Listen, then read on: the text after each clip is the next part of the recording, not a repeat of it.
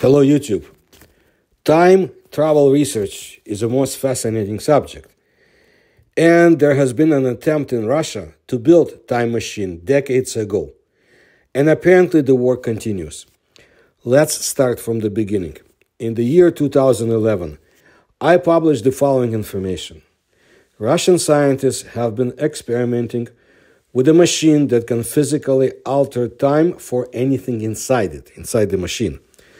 Vadim Alexandrovich Chernobrov, who sent me the materials I had used for writing my articles in the 1990s and later, and his colleagues have created a machine, a time machine, that although still limited at the time, had enormous potential and enormous dangers.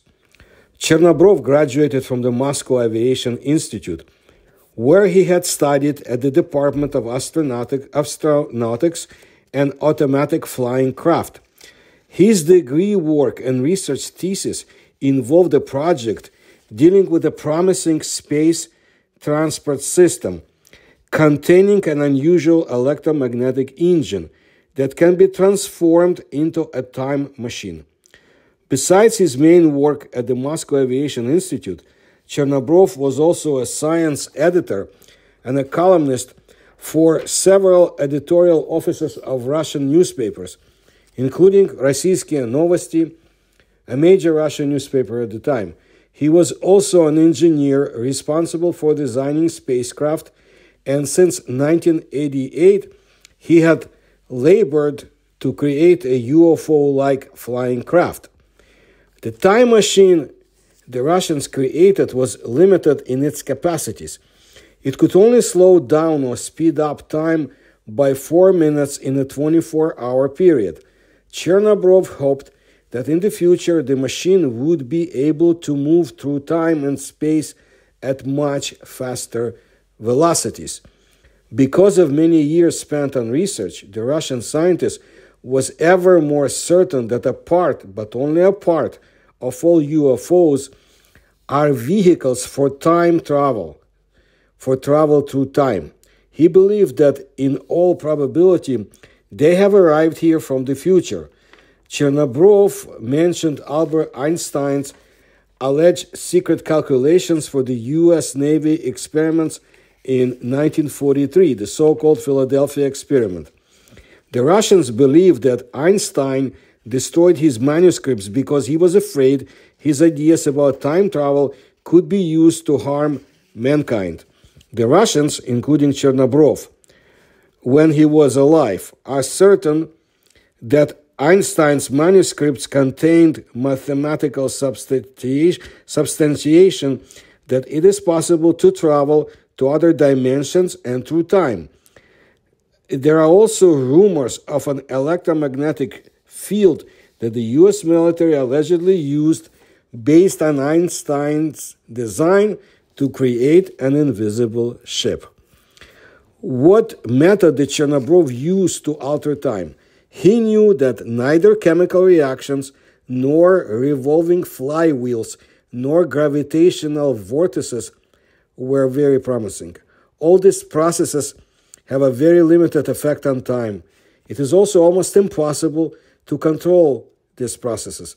Therefore, Chernobrov rejected them in his attempt to create transport systems. Instead, Chernobrov's theory explains time, a physical phenomenon, under certain conditions as a manifestation of electromagnetic forces. It follows that with the help of such forces, time could be influenced. A machine based on such theory can be easily controlled and may be able to provide higher performance. The first model of the time machine was named Lovendator. It began functioning on April 8, 1988. The results were modest. The machine was created with volunteer aid from experts from the Moscow Aviation Institute, the Khrushchev Aerospace plant. This entity allegedly was heavily involved in joint projects with the American aerospace companies that worked for the U.S. defense industry, and scientific design bureaus Salyut and Energia. From 1988 to 1993, 4 experimental time machines were created. All were lentil-shaped machines. They were constructed around a closed space that has special electromagnetic properties. Each also has a control unit, a power unit, and instrumentation. The needed electromagnetic field's configuration is created by a series of electromagnetic operating surfaces nested in each other under the matryoshka principle. Matryoshkas are the Russian wooden dolls in peasant dresses that have successfully smaller dolls fitted inside them. These layers of flat electromagnets were twisted into an ellipsoidal shape. The outer layer was either attached to the power shell or was itself a power source. The operating conditions specified by the control unit could be diversified, and for each model of time machine, it was possible to choose the most optimum frequency, tension, and switching mode ratios. When Chernobrov was designing his promising space transport systems based on time machine technology, he concluded that the most optimal shape for it would be the shape of a flying saucer. The maximum value of the altered time was established inside the smallest matryoshka. During experiments, scientists observed, as was expected, altered time outside the apparatus too. Time measurements were taken with a pair of quartz generators and also with a standard clock, and precise time signal electronic and mechanical clocks placed in the payload section duplicated readings. The first time machine had a difference in readings of up to 1/2 second an hour, while subsequent modified machines showed a time difference of up to 40 seconds an hour. The volume of payload in the center of the time machine was about the volume of a soccer ball. Therefore, dogs, the traditional pioneer travelers, were not used. The honor belonged to mice. The first experiments, which transported insects and mice into the past, killed the experimental animals, despite the time difference being only 2 seconds. Those humans who were not careful and stood too close to the time machine during the experiment developed symptoms of disease, analogous to ones developed by American sailors who participated in the Philadelphia experiment. After the layout of the machine was improved, the animal test pilots survived the process of transporting them through time. Chernobrov believed that humans will be able to travel through time by the beginning of the next century, meaning the 21st century. The first experiments with the time machine have slightly raised the curtain that shrouds the mystery of time. According to the preliminary data, time has many measurements. It is heterogeneous and changeable. The present is but a passage of the multivariate future, the crown of the tree, into the monovariate past, the tree trunk. Travel into the future is possible only through one branch, but the return to the present is possible through any of the branches, because they will all return the time machine to the primordial point. Travel into the past guarantees that the time machine will come to any event that has occurred, and if the visit does not result in undesirable contacts and the movement of history is not altered, the return to the starting line should not be hindered. Otherwise, the return will take place through another branch. But the movement of history will change only for the time travelers. They will not be able to get to the point from which they started and will find themselves in another version of the present, that is, in a parallel world. Chernobrov understood what drove Albert Einstein to destroy his manuscripts. In a world where there are wars, a time machine can be turned into a super weapon. Here's an example. We know that the force of destruction of any explosive depends on the velocity of the percussion. If we place the charge into the capsule where time flows differently, then we can create a high explosive bomb from a simple grenade. What if we use an atomic bomb instead of a grenade? A time machine is a superb means of transportation. It is elusive and no aircraft, no missile can compare with it. Chernobyl was certain that although Einstein burned his manuscripts, the ideas that the great scientist developed could not be burned away. No direction in science can be blocked. What Chernobyl was concerned about was making sure that evil does not come from such ideas. He had closely watched the work of other specialists who wanted to open the mystery of time. These experts have approached the problem from many directions, but were walking the right path. About 6 years or so before his death in 2017, Chernobyl found alarming reports about scientific research into certain high-temperature semiconductors. No true time machine could be created without them. Then these reports stopped appearing in the international press, as if the scientists had been silenced. Chernobyl thought the answer lies with the military. The military has made the subject classified. This alarmed the Russian scientists because of the time machine's potential to become a terrible superweapon. Chernobyl called upon all experts involved in the development of time machines to participate in an international peaceful cooperation. But perhaps Chernobyl should have looked no further than his own backyard. The Russian newspaper Trud published a report in its July 30, 1992 issue about a flying saucer-like aircraft that underwent successful test flights. The craft was created and built at a military-industrial facility by experts from the Experimental Mechanical Engineering Design Bureau. The apparatus's movement is based on the following principle. A high-temperature superconductor travels about and is exposed to the rapid flow electrons. The report in Trud tells us that the Russian military has come close to creating a time machine of its own. It means that the creation of a real, usable time machine is not far off. Years went by after my publications in the early 2000s and 2011. In March of 2023, an article about time machine development appeared in the Russian newspaper Komsomolskaya Pravda. I was amazed how sarcastic the article was. After all, Chernobyl passed away years ago. But you see, people in his organization for paranormal research, Cosmopoisk, continued the research. That's what the article stated. I have not been in touch with them for years and can only rely on open sources. So let's look at the most important content of this article, removing the sarcasm and modern slang to the extent possible. Scientists are trying to capture time and control it.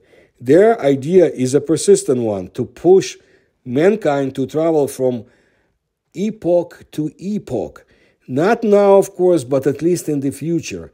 Most modern researchers who believe that temporal roads can be rolled out like a highway understand that the lot of scientific thought in the 21st century is only the thorough study of the substance itself, time, and attempts to invent transport on which you can drive along this highway. It is customary to talk about a time machine, but for now it is more correct to call it an installation for experiments over time, said ufologist, researcher of anomalous phenomena, Dmitry Sava. And creating a machine that moves objects is already the next step. By the way, Dmitry, a knowledgeable person in the field of paranormal research, is sure that experiments with time are now being actively conducted all over the world, but most are classified. After all, the one who conquers time will conquer the world, and such happiness certainly loves silence, he added. I have observed such experiments and even sat inside one installation, Dmitry said, referring to the unit over the development of which the famous Russian ufologist Vadim Chernobrov and his associates once engaged efforts under the auspices of the public research organization Kosmopoisk. The installation, which Sava tells about, was built in the Zhernovsky district of the Volgograd region in the vicinity of one of the most famous anomalous zones, paranormal zones of the country, the Medveditsky Ridge, the second place in the world in terms of the number of occurrences of ball lightning per year. I participated in the installation of a current feeding system which was supposed to be struck by lightning and charge the car or vehicle, explains the ufologist. Yes, just like in the movie Back to the Future. It was at the turn of the 1990s and 2000s, and Chernobrov, an expert in ufology, got carried away with the idea of creating the time machine back in the 1980s, when he accidentally met director, they said it's simple, director of the House of Culture from the same Zhernovsk, Yevgeny Gaiduchik.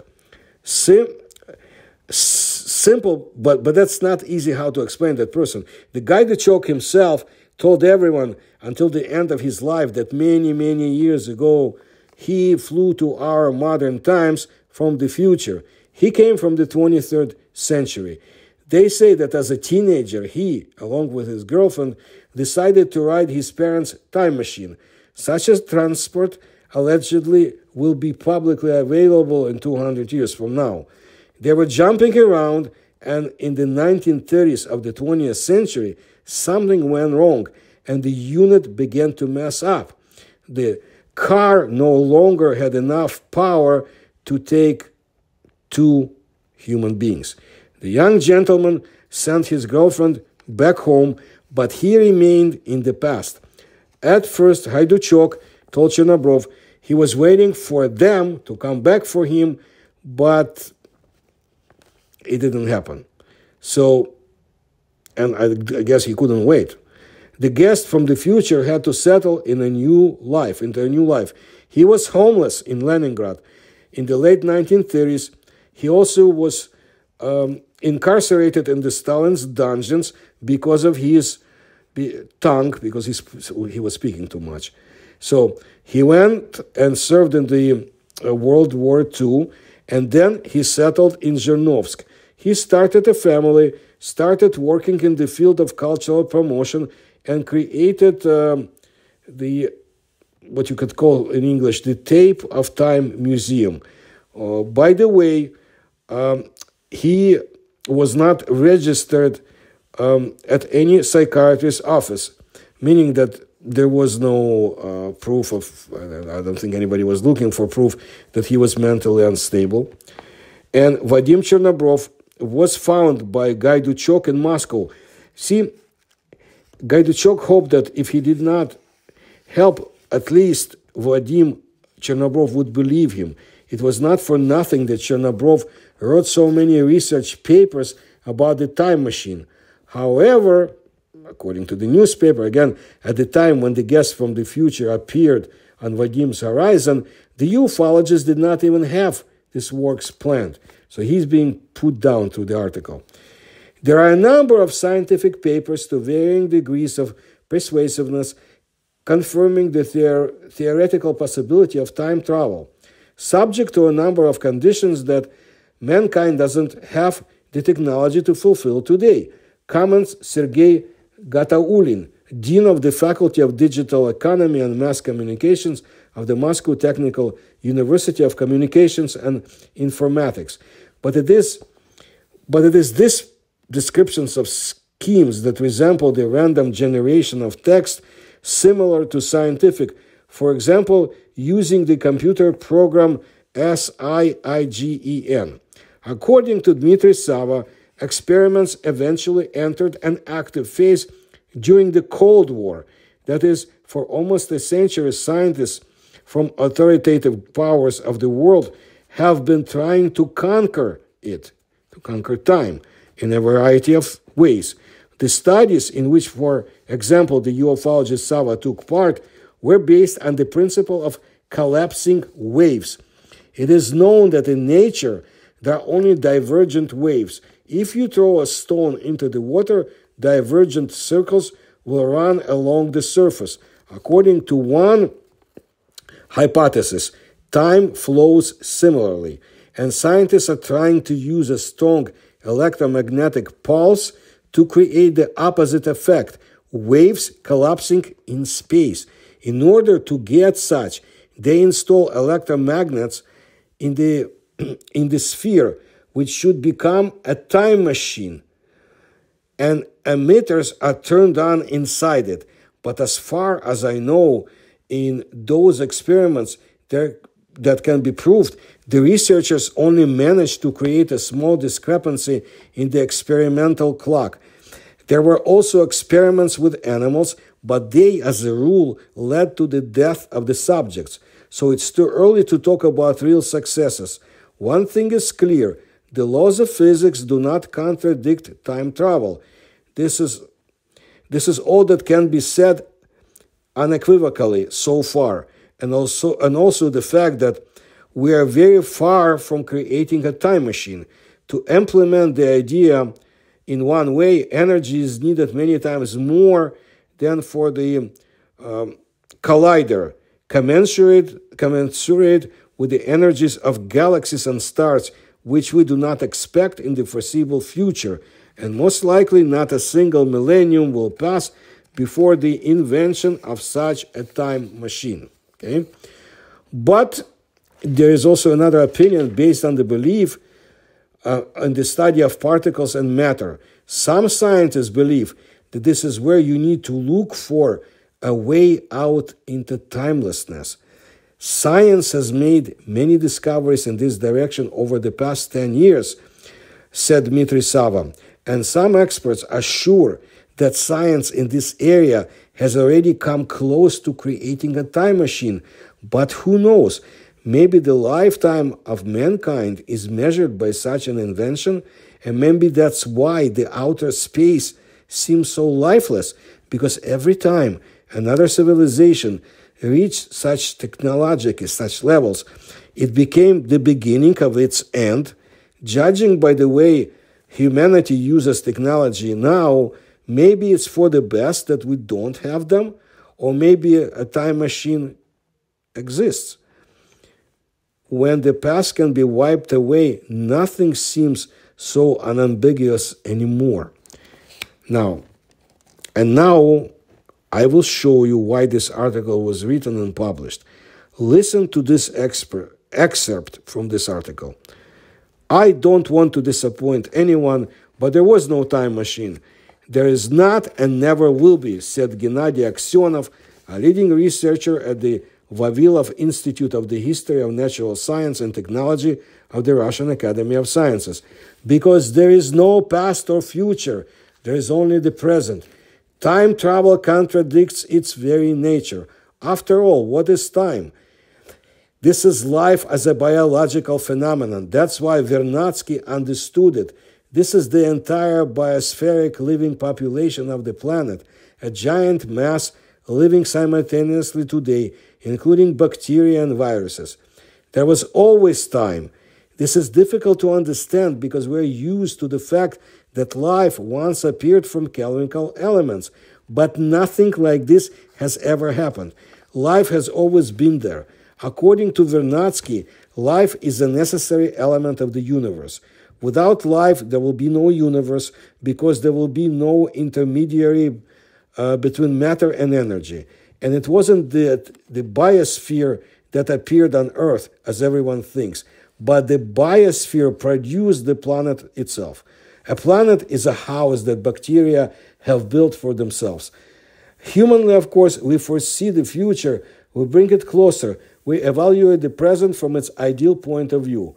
But it doesn't exist because the basis of everything is cell division and nothing else. The Earth has never been either incandescent or fiery liquid. It was the same as it is now. Only there was no soil, for example, but for bacteria, soil is optional. There is only real time. It means what happens at the pace of life. But mentally, we can travel through time as much as we want.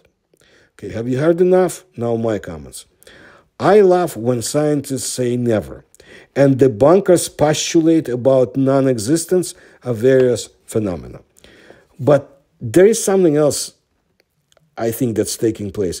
Something is happening in the study of the time machine that forced an important Russian newspaper to publish a sarcastic article about the research of the scientist who passed away at a relatively young age in 2017.